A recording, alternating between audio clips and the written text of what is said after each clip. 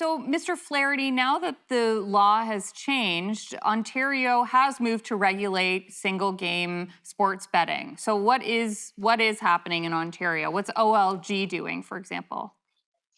Right. So Ontario is an exciting case right now as they're unveiling this new iGaming market, which is going to open up to private operators to register with a new subsidiary of the AGCO, which is called iGaming Ontario.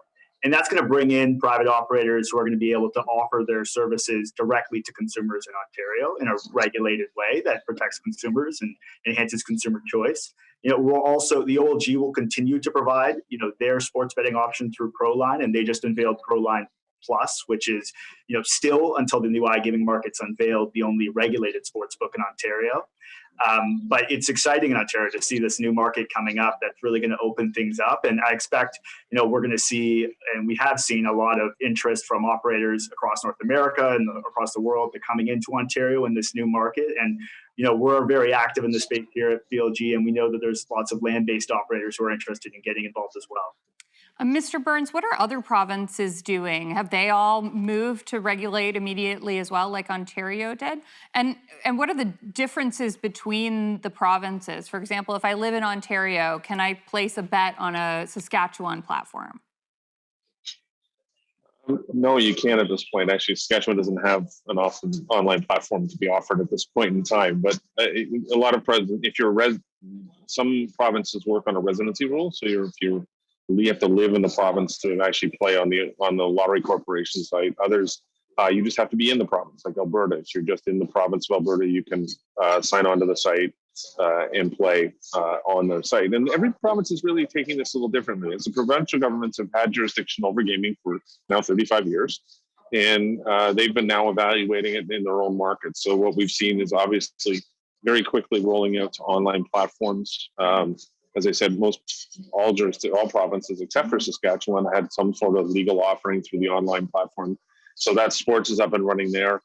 We're waiting to see as we call it, more the casino-based retail sportsbook model where people can walk in, maybe in like a sports bar type environment potentially, and place bets in those types of facilities. And that's what the provinces are now taking a little more time to take a look at the regulation, the offerings for those.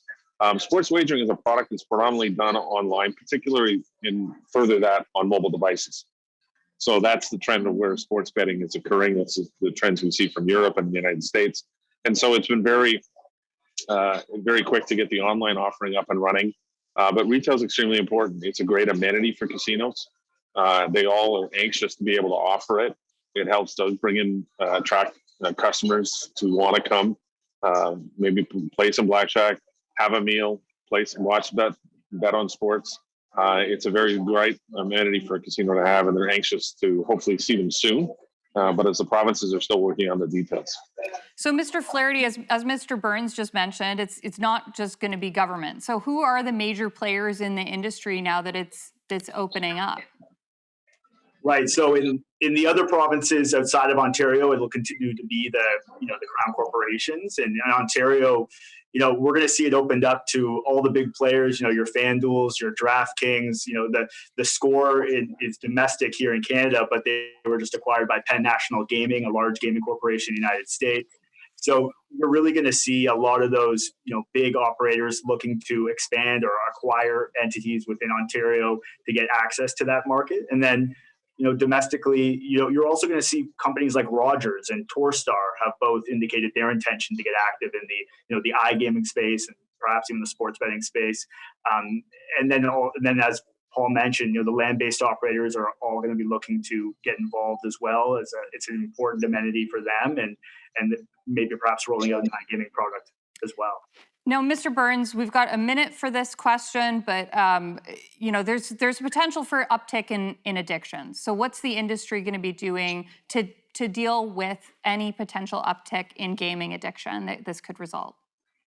Well, it is an activity occurring and predominantly outside the regulated environment today, and that's one of the benefits, and that's one of the strongest arguments that we're making actually in the House of Commons and in the Senate, in why this should be done. Is because inside the regulated gaming marketplace in Canada, we have a very strong commitment to responsible gaming programming, education, in terms of everything from advertising to game design to environments, ensuring protections such as self-exclusion lists and access to treatment.